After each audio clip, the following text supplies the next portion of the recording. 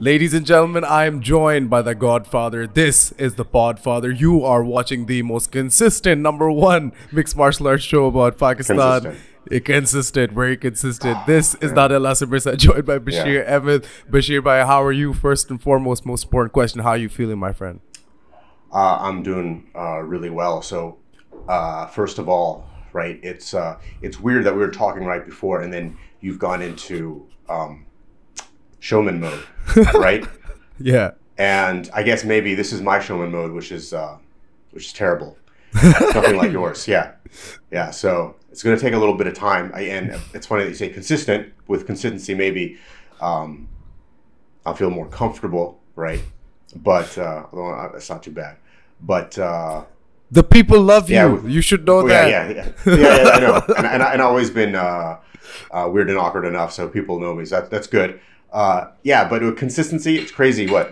This is the fourth one or third one, and that's the most consistent. So that's really low standards that we have. No, there are others. What are you talking about? There's others who've done it for longer than this. Who? Wait. Name one. What do you mean? Hold on a second. First of all, most consistent what? Podcast, show, anything. Bashir, our closest competition hasn't posted since March of last year, bro. Hold on a second. No. The most consistent podcast for period? Yeah, ever. On planet Earth. On planet Earth, in Pakistan, all time. No, in Pakistan at least, definitely. Bashir, we're doing something nobody else is right now. You should know that. No, there are people who talk about MMA. You talk about MMA. There are other podcasts in Pakistan. Name two of them. Okay, fine. There's Combat Zone. Okay, right? fine. Okay, yeah, there you go. Not that consistent, though. Okay, yeah. Well, let's see. Right, consistency can be measured over a period of time, right? So if 5 years go by and you're posting every month, that's consistent, right? Sure. So you got to put that into account. But I will say that we've been talking about this for a long time. Yeah. Right? Me and you about doing something like this. And now that we're on our fourth one, I will now agree with you. This is pretty consistent. This is me trying to put us over and trying to bury the competition. And here you are saying, no, they're also doing their thing. They're nice. No, this is #1, numero uno, the only one. And this is, I guess this is where the difference in personality also comes in, right? Yeah. Right. And, so this is going to be, I guess, this is going to be me, the kind of neutral, like, no, got to give everybody credit. That's not, and you're going to be the more kind of self-promotional guy. And that's great. That's actually, it's a great combination. Because anytime you offend anybody, right, I'm here to be like, no, listen, that's not exactly accurate, right? Yeah. Thanks, Bashir, for being the anchor that weighs me down to the ground. The voice of reason, but the voice of Pakistani mixed martial. I'm just gonna stop like putting myself over so much. I'm kidding, ladies and gentlemen. This is not about us. It's not about me. This is not about Bashir. What this is about is Pakistani mixed martial arts. The men and women that have been representing Pakistan locally in the regional scene and also internationally in the international scene. We have Anita Karim to talk about. We got Irfan Ahmed to talk about. We got Muhammad Abbas Khan to talk about, and we got #SaveCombatSports to talk about. So without further ado, without beating around the bush, here we go. Let's go straight into the first thing. Bashir Ahmed, let's talk about Anita Karim Shaheen. And before we talk about her recent fight or anything else, I just want to start by prefacing this by saying that she is not just an icon, superstar, pioneer, but she's a trailblazer for women all across Pakistan. Why do I say that? Because she has led the charge for women to come out of their comfort zones, come into a gym to train and actually have somebody to look up to and say that this person did it, I can too. But she obviously fought recently at Fairtex Fight Night, a losing effort, a close decision loss, the first of her career. What do you have to say about that? Okay. She's lost once before. I thought it was by decision, actually. It's the first decision loss. Yeah, she lost versus Nyreen Crowley, who's doing very well in that fight, by the way, and she may have dropped Nyreen. She made a mistake. It's been a while. This is her debut fight, by the way. Period. Debut MMA fight, and but she ended up losing that by I believe it was rear naked choke. All right. Believe. Yeah. Fair enough. Picture of the submission. Yeah. But other than that, she's done well. She's won. How many she won? She's won 2. You know, but I mean, she's fought quite good people. In fact, let me do a breakdown, right? Because you're talking about how she's been a pioneer for women's MMA. And it's really important that not only has she been a pioneer, but the people that she's competed against, right? And I'll end with the last one. First was versus Nyreen Crowley, right? Who has been a New Zealand kickboxer based, who training out of Bali MMA for the longest time. She's training out of Bali MMA at that time. Very experienced. I'm talking, Nyreen must have had a decade plus of experience, right? Yeah, a decade plus. She had competed in One Warrior Series before and won. And she also competed in one championship later on, right? And that was, I mean, not a fight that Anita, the way that she performed, she really showed what the potential was there, right? She did really well, really well. Her second fight was versus Gita Suharsono, Indonesian, actually like UK Indonesian, who had been training in China, training in the UK, and had also competed before, so more experienced than Anita, and I could say like a bit more experienced, but also you know, in her athletic prime, had a lot of hype behind her, right? And Anita, she pretty much dominated that fight. Her third one, this one is her most impressive, right? And her third one, she also won, was versus Marie Rume from Estonia. I mean, she's one of the most touted prospects in women's Muay Thai in Thailand. She's been living here. She's training out of Team Quest, Thailand, now training out of Marak Gym. So, and I mean, she had made a name for herself in Muay Thai. It still has. I mean, like she's still very, very young.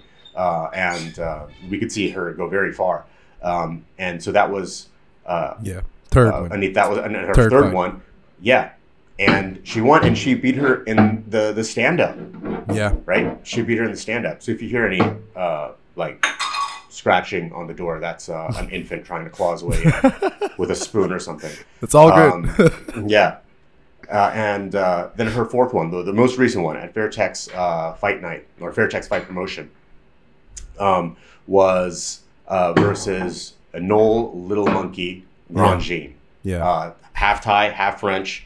And you need to go and watch that match because Anita did very well, but you can also see the level of caliber of her opponents there because Noel's judo was very highly touted, and I had been hearing this for a long time. I'm very familiar with Noel. She'd been training at Fairtex as well before, and then Benham, and also in France before, and was a very good judoka. And you can see that. Like, throws, I really like watching judo throws in MMA. Even though I can't do any myself, I'm a big fan of watching it. Like, if someone is able to pull off judo throws, whether or not they're winning or losing, as a fighter, I'll be their fan. I like to see that stuff. You know, I just personally like to see people who are able to pull off high-level judo and MMA. Karo Parisian, I don't know if you remember him. Yeah, big fan of Karo Parisian. Yeah, big fan of Karo Parisian.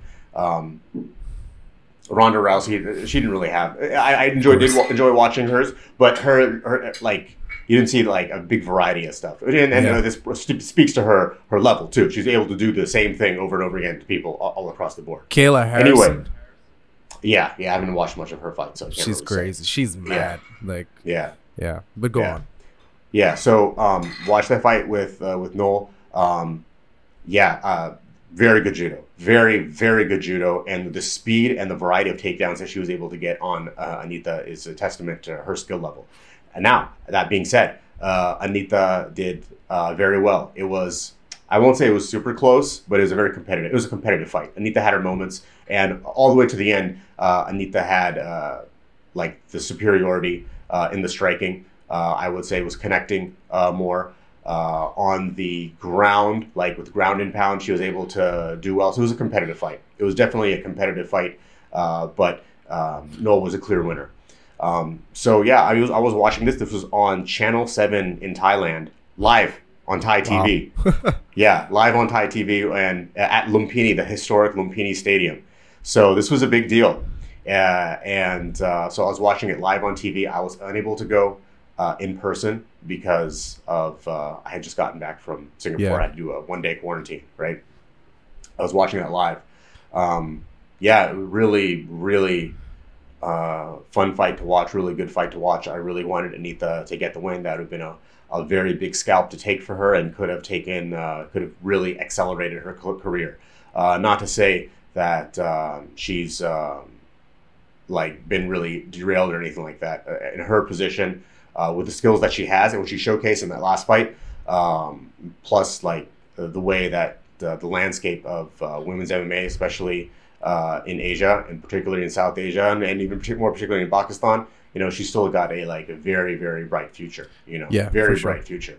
And I mean, women's MMA in Pakistan, the thing about that is that it's just such few athletes currently that are making up the roster of fighters that I can list off the top of my head. I'm just talking about people who actually recently competed. Of course, Anita is the only professional fighter that comes to mind, but when you come to the amateur circuits, even Irfan Khan, of course, you have Shahzadi Saki, although we haven't seen her since Airway Warriors. You have, that's it, and then a few others. No, there's a few others. There's a few others that have competed. I don't know their names, so I feel really bad, which is also, once again, look, it's a testament to how much Pakistani MMA has grown, right? If I can't keep track of everybody. However, there are actually some fans that could give you this information, right? For sure. I'm just like a 40-year-old with kids and family and a full-time job now, so I can't, but I know that there's others, and I wish, and now actually I feel guilty being known as the godfather of Pakistani MMA, that I should be able to actually name these people off the. No, it's all good. Listen, like you said, it's a testament to how much it's grown. Every club has its own fighters, and every city has its multiple clubs now. But the thing is, even though, yes, you're right, and I completely agree that this is a testament to how much Pakistani mixed martial art has grown, I still think that this isn't enough. And I say that because if I can name 4 to 6 people at best, 4 to 6 women fighters, that is not right. That is not acceptable, because that is 50% of our population, and I can only name 6 people. If you start asking about male MMA fighters, I can literally finish this podcast just by naming all of the Khans alone that are currently in the. I'm talking about Nasir Khan. I'm talking about Qudrat Khan. I'm talking about Najm Khan. I'm talking about Iman Khan. All of them. Like literally, just the Khans are more than the women. I don't think that's okay. Mainly because it's 50% of our. So I think, Bashir, just to kind of wrap up this subject real quick, I want to know what your perspective is. My perspective is that it is the responsibility of people who take place as coaches, as mentors, as people who are club leaders. It is kind of their responsibility to try to bring in women, make a safe, viable environment for women to train, and then to push them, just to push them in the right direction so they actually go and compete locally, regionally, and see if it's for themselves. But right now, I think you have a small group of women who actually fight. They know they want to fight, and there's the only people who are fighting. Same way we try out guys, I think we got to try out more women. Is it that, or who's responsible? Of course, if we want to get into feminist debate, and go all the way down to the roots of our society as to what is plaguing all of this gender imbalance. But what do you think? Where does the responsibility lie if we want to take the next immediate step? Who needs to take the next step in making sure women's MMA can grow? Who needs to? I mean, I think it's multifaceted, and I don't think that you can talk about this issue without talking about underlying gender imbalances, right? And that goes back globally, not just Pakistan, right? And you also have to take into account that it's probably likely that there are going to naturally be more men who are interested in fighting, right, and this kind of sport than women are in general, right? So I don't think you're ever going to see 50-50 in it, and that's okay, that's totally fine. But I think we should also kind of, when we talk about these things, put these into perspective. So you would say that there's maybe 6 women who have competed in Pakistan MMA, about 6 to 10. Yeah. Say that's fair? Roughly. Right, that aren't children. Let's not count children. There might be some kids who have done it, but over the age of 18, over the age of 16, right? Over the age of 16. So 6 to 10. So it's really, I guess, you have to ask the question is how many women want to do this, right? how many women want to do this in Pakistan, because also I'm sure there's lots of women who want to do that but feel like they can't, and there also might be just more women because of the culture and everything that be like, I just don't want to do that, right? I don't even want that's not for women, right? And that's their perspective on things, right? I think, sorry if I'm going to jump in here real quick. Please. I think this sport is, I mean, statistically, even if you look at it, like Kayla Harrison, we were talking about it earlier, there's not a lot of lightweight female fighters, 155-pound female fighters around the world anyway, let alone, you know, that kind of tells you that, yeah, of course, it is a little skewed in the favor of men in terms of how much availability is there of athletes across weight classes, but at the same time I feel like women would want to fight. We actually have a lot of women who do compete in combat sports in university level, like boxing, like kickboxing, like wushu, all of these, and we want to start presenting career options to these women right out of college, that hey, if you want to turn pro and actually want to make some money and actually get a career and some, you know, chances of advancing up the ladder and not being stuck under federation, MMA is the way forward. But yeah, I feel like this is a very long and detailed discussion, and especially for two dudes to sit here and discuss what needs to be done. I was going to say that. I was like, before this conversation goes on for too long, we should probably have a female representative and voice on here. So maybe actually, before that's we go into that idea. Before we go into it, let's get Iman Khan on the podcast soon with us as a let's get Anita. Let's get Anita. Let's get him on. She just fought. Pro and get a perspective from both as people who've done it, people who are just starting. Absolutely. We could have both of them on. In fact, we could have a few. We could have a whole panel. Yeah, not a bad idea. Literally, but let's say we'll talk about it. We'll talk about it. We'll talk about it. Yeah, we'll see how we want to do it. But let's end this conversation here, because you're right. I don't want to sit here and be I'm not comfortable with that, right? Yeah, the Godfather and the Podfather in white, right? Exactly, right. It's going to end up being one of those things where you see, like, you know, this women's convention and all the speakers are male. Like,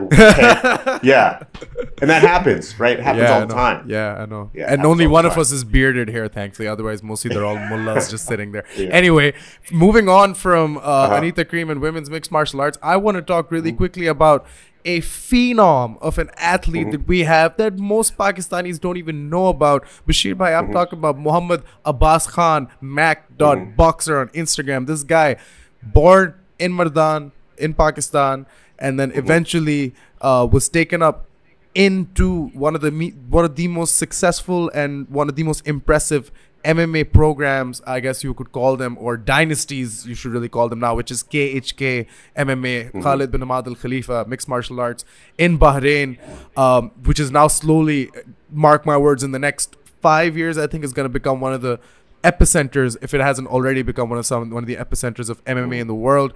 Muhammad Abbas Khan fought in Pakistan at Brave 17 for the first time, and since then has gone through the amateur circuits of IMAF, securing multiple medals for Pakistan and Bahrain. He's representing both of them. And now he's gone on to his professional mixed martial arts career and recently won a fight at FCR. Bashir, this fight, my God, the link's in the bio, by the way. It's a very tough fight to find because it's all in Russian and stuff. You guys can go watch it. But my God, Bashir, let me just tell you this much. It was a tough first round for Muhammad Abbas Khan. It was a tough outing in terms of like the first round, how it was going a little back and forth. I shit you not, something flipped in that man's head, in Muhammad Abbas Khan's head, in the second round. He got off the stool. His coaches told him something. As soon as the fight started, he walked across the cage, overhand right away in the first couple of seconds of the second round, dropped his opponent, completely knocked him out, got the win. Like, after almost losing the first round, he one-punch KO'd this guy in the second round. Muhammad Abbas Khan has so many impressive wins over really high-level guys who've also been through the high level. Yeah. You know, high level guys, and even its fight style is so high level. If you look at it, it's smart, it's very, very tactical, and I think this guy is one of those guys, and tell me what you think about this, that really, with a couple more pro fights under his belt, will be making waves at Brave CF and could potentially be seeing him in the UFC if he keeps going in this trajectory. Because my God, I don't have one bad thing to say about in terms of his style. Jiu-jitsu, great. Wrestling, great. Boxing, great. He puts it together really well as well. What have you seen about Muhammad Abbas Khan, Bashir bhai? Well, I've been familiar with Muhammad Abbas for a while because I think at the very first amateur the World Championships for the IMF. He competed in them. So, the thing is, he's been kind of so under the radar. Yeah. Right. But he's been training over at KHK for this entire time. So, and before that, so I think like the first World Championships were maybe in 2015, maybe, or 2014. Right. And so he's competing at that time and being taken care of and training and having like a solid support system. So with all that and with KHK's link with Brave and that association, he's in the right place to develop into a very high level talent. Where we end up seeing him go, I don't know, because he's with Brave, and if Brave is valuing him and depending what their plans are for him, he we might see him be there for a long time as well. Yeah, for sure. And I'm really excited for wherever he does next. He just fought recently, so it might be a couple of months before he fights again, but he really wants to stay active.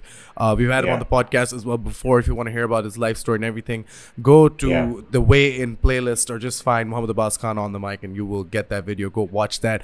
Bashir bhai, I delayed a little bit, long overdue, but a massive congratulations on Irfan Ahmed's victory. I know you have a very close personal bond with him. I know you worked with him a lot over the last couple of years. He competed in Turkey and won his first professional fight in Turkey pretty handily. Did a lot of flashy stuff in that fight, as he always does. You gotta love it. But just, that win, what does that mean to you and what does that mean to Irfan? I mean, I think what it means to me is that Irfan has gone through a long period of struggling to even be able to compete. He's been affected very, very significantly by this pandemic. He was in a good place. He was in one Warrior Series, and Rich had come and filmed with him, and I guess he had competed right after that, and he got the win. It was things were looking very good for him. The pandemic came and kind of froze everything for him, and he went over to Turkey to train. He's over at I believe it's one more round that the gym is called. They've been taking very good care of him and supporting him, and but he was also due to COVID unable to compete, and so for him to compete against a good guy after all that training and put that training to use, it means a lot, and that this is a good step forward for him, because he's a very high level talent, but I keep forgetting that like time goes by and he's getting older, so he's, I believe, 26 years old, right? 3-0. So he's still in a really good window. But things are changing in this game so fast that he knows, and he's been ready to begin to be a lot more active, and he should be, and I hope that within maybe like the next 2 years, he's able to really step up the activity. I think that'd be really good for him. I also think that potentially, this has been a blessing in disguise, and he's not like rushing forward too much, because one of the things, about him is that, he's one of those people that, without someone pretty much stopping him, is willing to fight anybody. Right. And, keep going. So he's in a good place that he's able to get 3-0 right now, because like for his pro debut, he wanted to fight Haider Firman. This is like 3 years ago, right? And I was like, that's just like a terrible fight for you. Why would you do that? And like, it's not amateurs are going to go on your record, and like, people like that, and Irfan, I'll just be frank, took it personally too, like, oh, you don't believe in me and all this, but it was not a good choice. It's not a good choice for your first professional fight, right? Point being that he's in a very good place, and hopefully all this, then this kind of holding back and taking things a little slower than he would have liked to is going to end up benefiting him, because I'd like to see him do really well. He works very hard. He's very hungry. He's very athletic. And I mean, he's got some hard hands too. I mean, I'd like to see him begin to get some knockouts. I know he wants it as well. So I think some more fights, some knockout wins. He's and he's got some potential. For him to go quite far. He's got some momentum behind him if he gets those, like you mentioned. And exactly. Also, momentum. Yeah. My God, that fight that you just kind of teased us, Irfan Ahmed versus Haider Farman. That is a dream match for Pakistani mixed martial art. But I agree. The first fight of your professional career is kind of too soon. But I'm glad you were there to talk some sense in the sense that, you know, if it's your first professional fight, it's not a matter of whether you can beat the guy or you can't beat the guy. It's always just about, or in any fight, if it's your 10th fight, you got to kind of weigh out how much it benefits you if you beat him versus how much it benefits the other person if he beats you. You know, it's that kind of thing. But yeah, I mean, if he's the kind of guy who wants to fight Haider Farman, and Haider Farman is the kind of guy, and Haider Farman's the kind of guy who wants to fight anyone and everyone any day of the week. Dude, that fight, if that ever happens through whatever happenstance, miracle, stars aligning, World War III, everyone needs to return to their country kind of thing. So we only have Pakistani fighters here to fight each other. That kind of scenario, if that happens, it's a good fight, potentially. My God, But I mean, Bashir bhai, the spirit of this podcast and the reason we started it, it was kind of to contribute to an already going movement that we have started. It's not really a movement, it's just 3 words that we put together, but people start using it quite a bit now. It's hashtag SaveCombatSports. And the reason I'm bringing that up is because, you know, what does that hashtag mean to you when you see that? What do you think? Well, I'll start with you. To me, I don't understand it. I really don't understand it. It makes no sense to me. Yeah. Quite frankly. Yeah, it makes no sense to me. Save Combat Sports. 1, Save Combat Sports from what? Right? Number 2, was there some kind of glory day that we're talking about, that we're referring to? Right? That we got to save it, and like, you know, was 10 years ago, combat sports like a really big thing in Pakistan, and we were like winning a whole bunch of medals and like championship belts. Left and right. Here's that we got to save it. The first point I agree with. The second point I don't, because that is the MAGA. That's the Make America Great Again critique that you're levying onto this great slogan. That's mainly because we're not saying combat sports was great to begin with. Make America Great Again does say that America was great to begin with, so it does not apply the second one. The first one, though, I will clarify. Hashtag Save Combat Sports. From what? Right? That's what you asked? What do we want to what do we not want to save it from is my question. Like, do ourselves? Exactly. Do you not want to save it from the people who don't want to talk about it? For example, the way. I mean, then it should be, the hashtag should be "Don't be an asshole," right? Instead of Save Combat Sports. Let me tell you why I started hashtag Save Combat Sports, because this is from a third-person perspective. When I came into this game, start it? 2, 3, what? Did you start it? Yeah.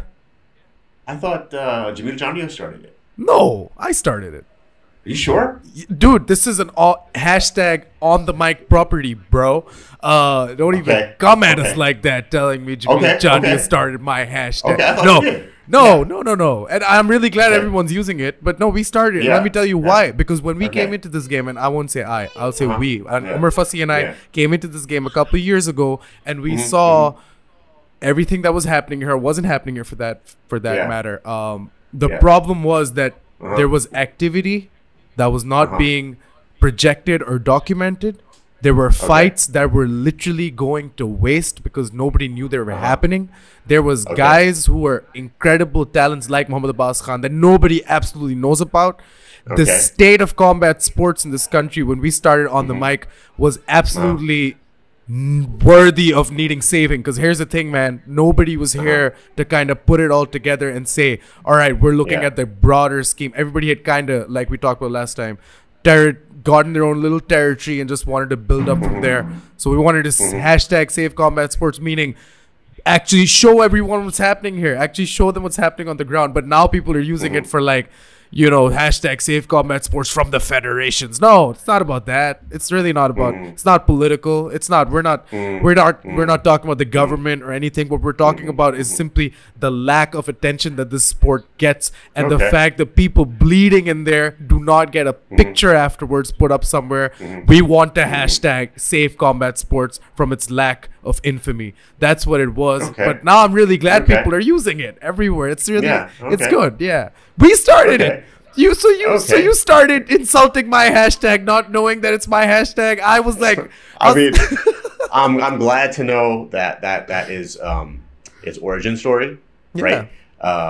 And I mean, I think you telling me what was going on and your intentions with starting on the mic and what you've been doing for the past couple of years. It's very good to hear that. Yeah, no, I mean, it could have been phrased better, but really nothing else catches your eye unless look, I think for Pakistan is actually really good because people want to feel like somebody's victimizing them, right? And so SaveCombatSports, I think that really it does really well for getting people emotional. Yeah. So yeah, I mean, you came up with that, and people are using it so that it doesn't even have no one even knows where it came from. That's beautiful. So congratulations. Thanks. Yeah. No, I hope more and more. To you. Thank you, sir. And I hope more and more people use it, mainly because the motto is always the same. And the reason we started this podcast is also the same. Literally just to put some light on Pakistani mixed martial arts for people in Pakistan and outside. Just not to show them that we're the shit or we're number one or that we're world beaters or that somebody's trying to take away our sport and we're trying to save it. Just to save it in the sense that we are not going to let our men and women's stories go untold or their fights wasted or just undocumented. Now thankfully if you look at it, Bashir, in the last 2 or 3 years, the way the scene has completely changed. Everybody has a social media presence, thank God. Everybody needs a production team for their fight nights because they want the fights to go up because they've understood that there is views that can be generated for Pakistani mix. Tell me how many people were doing that before #SaveCombatSports? Not a lot. And I'm very glad this is happening. Everybody needs a commentator and announcer now. Actually a good one, mainly because they've realized what value is there in production. So slowly but sure, and now like SFN was my first show, but then since then people have been trying to get big money, high level investors into their sporting leagues, and I think that is the best thing to #SaveCombatSports. So we're really happy to see everything that's kind of organically burst up not just from the hashtag, but all of the digital movement that's kind of started. And we need to keep #SavingCombatSports because, we're not done yet. We're just getting started. We need TV deals. We need regular TV deals. We need way more social media following, especially for our fighters. They have 1,000, 2,000 followers. Not enough. They need 20. They need 30. They need 60,000 followers. And we're just going to keep going. And this podcast is the home of the hashtag, #SaveCombatSports. And we're going to, build on that. So just that's really, really cool that you told me, because it also, like, one of my personal sources of pride, right, is the way people use the word PAKMMA now. Yeah. Right? Because like 5 years ago, maybe even less, like there was a lot of haters, or whatever you want to call them, right, who'd be like, no, we don't associate with PAKMMA because like it's kind of this thing. People wanted to keep forcing it to be like this federation or this specific group and stuff like that. I was like, no, it's just Pakistani mixed martial arts, right? And now, like, that's how people refer to it, right? And people who are very quite hesitant to like even say it, or like very antithetical to it, I don't know, very hostile to it, right, are using it to refer to the Pakistani MMA scene. Awesome. Great. It's called the PAKMMA, by the way, the Pakistan Mixed Martial Arts. So it's PAKMMA basically, like it's still there. Literally. Yeah. And I mean, it doesn't matter. It can be it's the PAKMMA scene. Yeah. PAKMMA community. It's everywhere. PAKMMA Federation, right? It doesn't matter. Yeah. Hashtag save PAKMMA. We did it. It's a fusion of there the you go. two hashtags. Yeah. But there we go. No, I'm glad we got to exchange that. I never I do know people thought that you started PAKMMA as like a federation to control mixed martial arts. Right. But that's not the case, really, is it? It was just a word that you wanted to use. Yeah, I mean, it's what I use for the website, right? Yeah. And why did I use it for the website? Because, like, Pakistani MMA. Like, pretty simple. Like, you're there, right? The Godfather is evil. He wants to control mixed martial arts. Right. Yeah. I mean, it could have been MMA Pak. Yeah. Right? Just as easily. Or it could have been Pakistani MMA, This rolls off the tongue easier. Yeah. But hey, man, I really enjoyed this episode. I hope you all did as well. Yeah. And I think we all got a little insight on Anita, Muhammad Abbas Khan, Irfan Ahmed, and that all-important hashtag and that all-important PAKMMA phrase. Any closing thoughts, my friend, dear Godfather? No, man, this was really, really good. Really, really good. We need to start bringing in some more Urdu into this. Yeah. Some more Urdu guests force us, because I can speak Urdu. मैं उर्दू बोल सकता हूँ. लहजा थोड़ा सा अजीब सा है, बाहरों वालों का. काम पे टांग रही हैं. Right. Yeah. And Daniyal here, वो भी उर्दू बोल सकता है. थोड़ी सी, ज़्यादा नहीं. Yeah, what is your Urdu level like? Your Urdu level is good. नहीं, right? इतनी खास नहीं है. मतलब do you have a बाहर वालों? Yeah. बाहर वालों का Urdu? Oh, you do. No, not entirely. Like I was the burger. Yeah, mummy daddy. Not बाहर वाली Urdu, the mummy daddy Urdu, mainly because mummy daddy. पैदा यहाँ ही हुआ. Do I? Yeah. Also was I. I was also born. But I was raised here, but I grew up on Western music, Western movies, Western shows, Western schooling, English, all of that. So, and I've done all my public speaking ever, all in English. So, you know what I mean? It's very hard. All the Illuminati training. Yes, sir. But Neha, definitely more Urdu. Before you say it in the comments, we have acknowledged it. And more guests, and more Urdu guests. Let's get Khaibane MMA on soon. He speaks beautiful. Yeah, Urdu. it's a good one. Yeah, good one. Let's give him some fights to watch and tell him to break him down Urdu. Yeah. But yeah, hey, until next time. Chalo, chal fir. Yeah. Let's go. Thank you so much, Bashir bhai, for the time, and I will see you next week. All right. All of you beautiful people, leave a like, leave a subscribe, leave a comment, leave a share. Only 25% of you motherfuckers subscribe to the channel. So please hit that subscribe button. Be nice in the comments. Take care. Keep it tight. And I will see you soon.